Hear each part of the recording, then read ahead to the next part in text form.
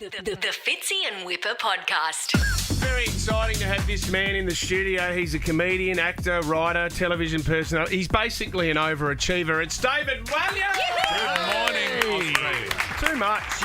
You're a multi-talented man. There's got to be something that you're really bad at, David. What's your deficiency? Radio interviews. Remembering not to swear on the radio in the morning. Although we're in Australia, that doesn't matter, does it? Yeah, but you'd like the idea if you just heard in that intro, you were smiling when you heard the combination of Vegemite and baked beans. Yes, I did. wouldn't want to be- Two Australian icons in one can. Is that what you said? Yeah.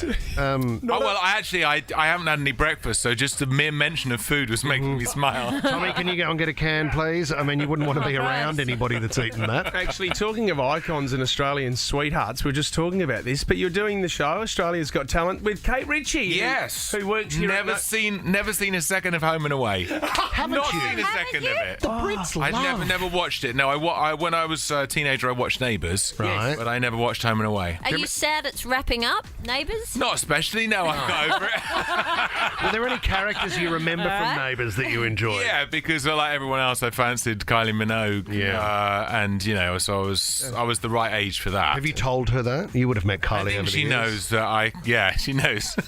She knows. Well, she's one of those people, I guess, everyone she meets, she knows is already in love with her. Yeah. It's impossible. Is there a huge fight going on with Kate Ritchie and you as judges on Australia's Got Talent? We need some because dirt. Kate is really nice to everybody, and she tells everybody, "Thank you so much for coming here today and sharing your talent with us." And she does it to all the good people and all the bad people as well. So, you do that voice very well. I know, but I've been sat next to her now for a couple of weeks, so I've heard. No, she's great. She's great actually, and she wears boots. She's very into boots. Does she wear sort of kinky boots when she does the radio? Kinky boots. Yeah, they're sort of quite high boots. Yeah, right. It's very glamorous. She's very glamorous. She's got her own wardrobe here at Nova as well, which is weird. One of the offices just for Kate's wardrobe. Yeah, but I saw you in there earlier, trying on some of her outfits. Mixed with one of And your looking wigs. at yourself in the mirror, you naughty boy. What's our talent like in Australia, David? Not great, to be honest with you.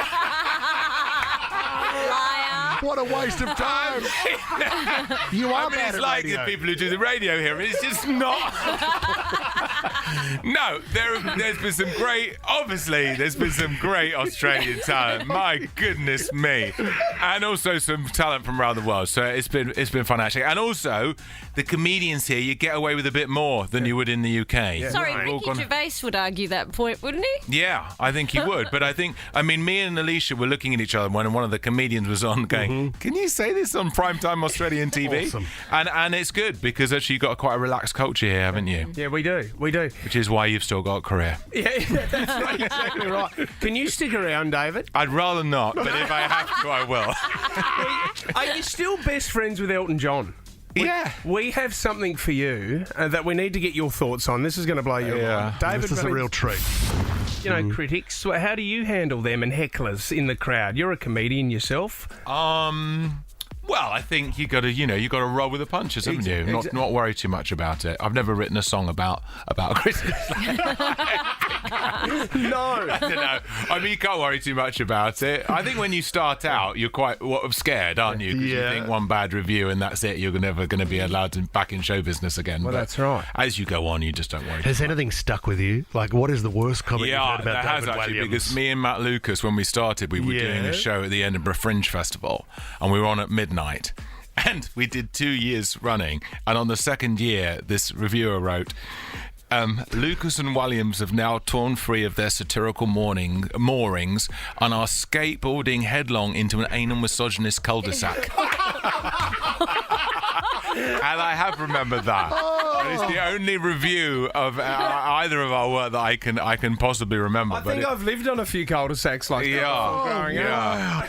I know. What a review, eh? You're like, blimey, we're skateboarding headlong into that cul-de-sac. Mate, you've sold over 50 million books. That's just this morning. That is unbelievable. Do you still get the thrill out of writing a book, a kid's book? Getting the check at the end of it. So you're really focused on No, I do. I love it. And I've just been, while I've been here, actually, I've been working, and it is a thrill. I love writing, and it fills the time brilliantly, and just being alone with your imagination is the best thing ever. And the fact that people like the books is a cherry on the cake because What's the it's new the same. one? The new one is called Space Boy. Great. And it's set in the 1960s in America during the space race. Brilliant. Bit grown up for you, but you know, you might enjoy it. Well, we do have kids though, so I'm hoping gifts. Yeah. I didn't know you'd be allowed to. Snuck in with the humans. There better be David Williams. There better be gifts after we have this interview. Are there any books around? Yes, I bought books for you. Yeah, and I've been signing them outside for you guys, for your children. Do we get more? Are they worth more with your signature on them? Probably less, but that's okay. We'll have a crack at it. Hey, we wanted to show you something really special in the studio this morning, Dave, because we know that you're great mates with Elton John. Sir Elton John, yeah. Sir Elton John. If you don't mind. Can we edit that bit out? I'll go again, guys. We know that you're great mates with Sir Elton John. Yeah. Very close, and you should be knighted yourself with your contribution to comedy and entertainment. But what's amazing is Ed Sheeran gave Elton John a really exciting present one year for his birthday. We were chatting to Ed Sheeran and we said, hey, you know what you gave Elton John? We'd really love a couple here in Australia. So 7 months later, 2 wooden boxes arrived. They've been shipped from the UK. And what was in those boxes are under a sheet in the corner of the studio here. I don't know if you've seen Elton's in his house, David, but this is what arrives. We'd love your feedback on the gifts from... Have you seen Elton's marble penis that was gifted to him from Ed Sheeran? I think I've only seen a picture of it. Are they marble as well, or are they? They wouldn't, are they? They're like a They're marble. stone, they're aren't they? Like there's about 40 kilos in each member there, and a giant size, of course. Would you like to hold one? You look Not like especially, no. No? No. Do you want to feel the weight in it? No, not especially. I feel I'm here to promote my children's books. And this would really be a misstep, I'd say. Space Boy's lost it. Oh my God! I was talking about children's books a second ago. Now I'm being asked to handle a giant penis, but there you go. What a segue! Well, that's nice of him. It's nice of Ed Sheeran to send them. And I believe he painted them as well. So you green and gold. You got the really? Aussie colours. Yeah, they're nice. Yeah. We're looking to tour them around Sydney. We don't want to break them. Maybe put a helmet on them or something. But Apparently, Elton, it's when you gift him with something, it's something outside the square, and he loves this. I don't know if you've gifted Elton anything before yourself, but Yeah, but not that. Not that. But yeah, things like it's hard to when someone has obviously got all the things they want already in life. It's often quite hard to surprise them. So you have to work quite hard to find something he might like, something perhaps a little obscure or something like that. Well, he's coming back. He's only announced today that he's coming back January. to Australia. The final Yellow Brick Road tour. Yeah, I'd rather not promote him or his. I mean, good luck to him. I'm very pleased for him, but he's not here. I'm here. I just happen to be British, and yes, I know him a little bit.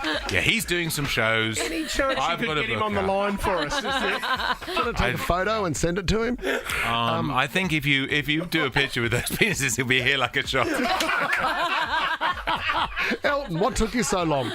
Oh, that's extraordinary. I mean, can you think of any events that one of these or both of them would be by either side of the fireplace would look quite grand? That would be nice, yeah. That would be nice. A marble Maybe in an fire. old folks' home or something like that.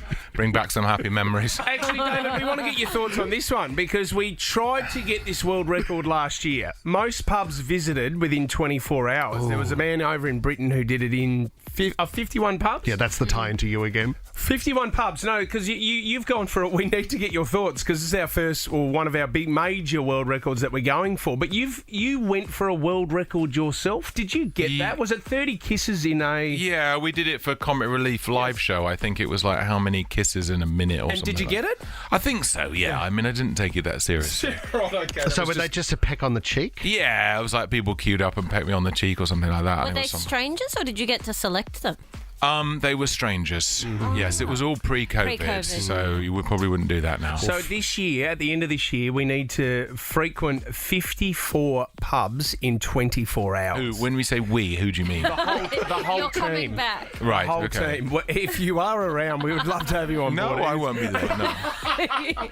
But I mean, I don't know if there's any tips that we could get from you, David Walliams, about... A lot of people are saying that you need to drink at least a butcher or Is that the rule? You have to have a drink in each pub? I think so, I yeah. don't think we would survive 54 in 24 hours. 54 pints of beer. Oh, Yes. no way. Yes. Forget about No, it. it's disgusting. Just That forget is about disgusting. I wouldn't do it if I was you. David, you would have loved also one of the records that was broken here actually was similar to the Kiss, the most amount of hugs in 1 minute. How many hugs was it? Like 135? 135 in a minute. I was called the Hug Muncher, and unfortunately, I didn't. Not the rug muncher, the hug. No. Well done. Different record. Whippers go for that later. That's a different record, and there's some policies here at Nova that would stop that. It was an amazing video, but we didn't get there. Oh, God. Right, okay, so what you basically... Why? Stop laughing. You've got a dirty mind. You disgusting God. man. What a visual. It's the bald one that I blame. He's... Oh, my God. So you're doing lots of world records. It's a sort of just desperate attempt for attention. How dare you? There's anything to try and get some attention. How dare It you is, say that? and I said that you're an overachiever before with what you and how multi-talented you are. We're just on the radio, so we need to go for things like world records just to get our name out there. Yeah, I feel for you. I do. So we were hoping that you were going to promote it, but you're not. That's I can okay. promote it. What do you want me to do? Well, Australia's Got Talent. I don't know. Why don't you come on Australia's Got Talent, and why don't you break a world record? As the Hug Muncher? Yeah. Oh, no. I mean, it's sort of a one-trick pony, isn't it? Yeah, no, but we would like... We had a few world records being like balloon animals. We had a guy doing balloon animals. Right. Because there's a record of how many balloon animals you can make in like 30 seconds or something. And there was a British guy doing it and an Australian guy doing it. So the Australian guy came on Australia's Got Talent to get the record back from the British guy. So we like a world record. So why don't you come on? Hug Muncher. Look, be a chance for you to be on television, people to see what you look like. I mean, it's a bit disappointing, but they'll get over it. And, and you can get a little bit of attention. And, I don't know, you just try and make your family proud. All right, let's do this. All right, you are here for Australia's Got Talent. We love you, David Walliams. Thank you so much for coming in. Give us the books before you leave. Sign, please, for our children. That would be great. But you are a talented man, and thank you very much for Thank you very much for having me. I will be back very soon. In fact, this afternoon, CK Ritchie. And just thank you so much for coming on. It's absolutely amazing. Thank you for sharing your talent with us. Thanks, Dave. The Fitzy and Wippa podcast.